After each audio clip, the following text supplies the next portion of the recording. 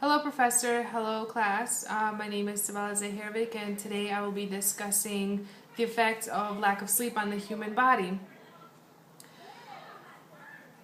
A recent poll was conducted by the National Sleep Foundation, who discovered that about 63% of Americans do not get the recommended 7 to 8 hours sleep during the week, which is no surprise to most of us because we all have responsibilities that we have to take care of and don't find enough time for ourselves. Most of us have school, most of us have family, friends that we take care of, possibly children, and we don't get the recommended hours. But there are effects to this. There are side effects not only physically but mentally as well due to the lack of sleep. But it does not only concern us personally but also within our community. The people that we love and take care of can be affected by it as well. And with every problem, there are ways to cope with it. There are ways to help you sleep longer, fall asleep faster, and hopefully achieve the 7 to 8 hour night sleeps that we should all be getting. Personally, there are short-term problems such as fatigue, tiredness, irritability. Lack of sleep also causes a decrease in the sex drive as well as decrease in your energy levels. But there are more severe effects, the long-term effects of lack of sleep, which include the cardiac problems like heart failure, heart attacks, palpitations. But not only does your heart have to deal with it, but also your brain. There are disorders in the brain that can come from lack of sleep, and stroke is one of them. Diabetes as well, and with diabetes comes its own problems. With diabetes, you can lose limbs, you can lose your legs, toes, if it's not taken care of, and more severely, you can lose your life. So proper sleep is very, very important. According to WebMD, I read an article called Sleep Loss Dumbs You Down, which states that mentally, lack of sleep causes memory loss. It can also cause blackouts, and that can be very, very dangerous. My mom, who works in the emergency department at the hospital, many years ago, she used to do night shift, so she would practically never get the right amount of sleep. So I saw firsthand how dangerous the lack of sleep can be. She began to lose her memory. Sometimes she wouldn't even be able to tell who she was, what her name was. She would not remember a phone number, a simple phone number.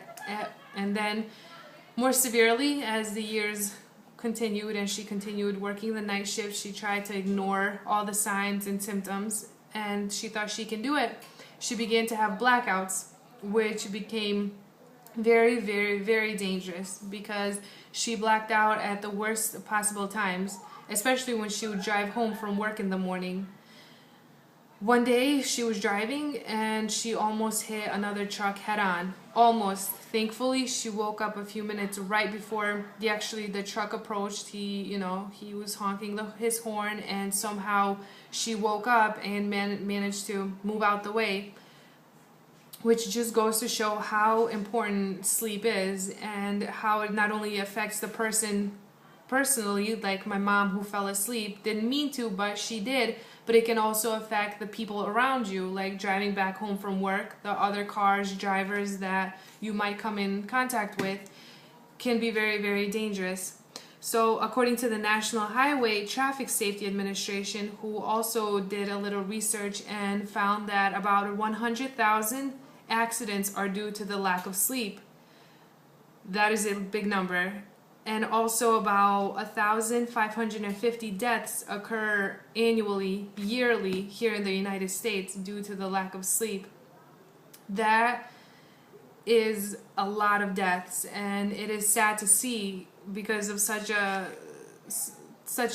simple thing, that if we only slept enough, that some of these accidents could possibly be avoided. And it's tragic to think just because you didn't sleep 8 hours last night, or you thought you didn't have to, that somebody's child or parent, grandparent might possibly be killed.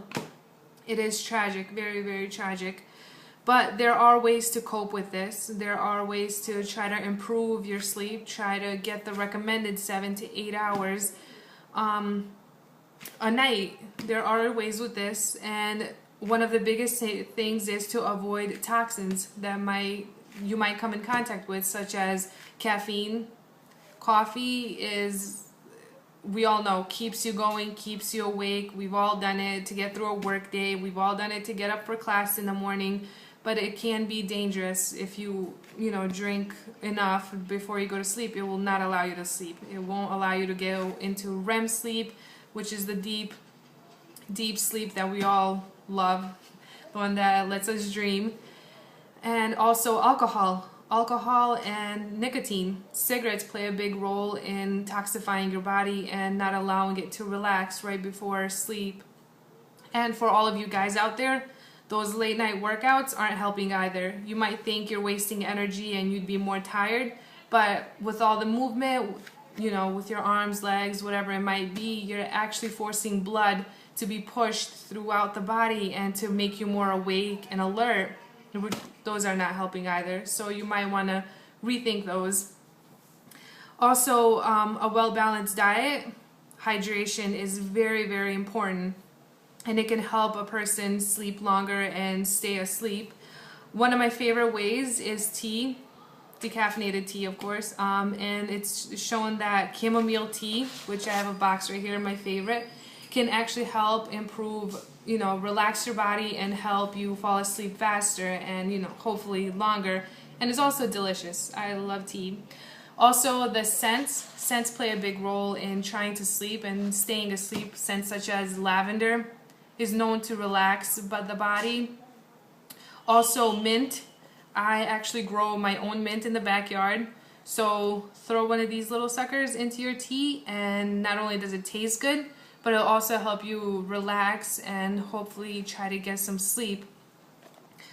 Also, consistency. Consistency plays a huge role. You want to be very consistent with your sleep. Going to sleep at a certain time, waking up at a certain time. That way your body gets used to it, and it'll happen more frequently and it'll happen faster, that you will be able to fall asleep. So even though there are ways, we all have our reasons to stay awake and to, think we don't need sleep, but in reality we really do. There are many dangers, not only personally to ourselves, physically and mentally, but to our community as well. You don't want to be responsible for, God forbid, anyone's death or injury due to the lack of sleep, when it can be solved so simply. And also ways to improve it. It's not hard. It's not making a cup of tea. Come on, it's boiling water and putting the little tea bag. That's about it. Also, music. Mozart, Bach, classical music has also shown to relax the mind and just to help you fall asleep. So on that note, I am going to go make a cup of tea, and I will see you all later. Thank you for watching. I also apologize for all the shakiness because I am trying to do this one-handed. Everyone, have a great night and good night. Hope you all have some great sleep. Bye.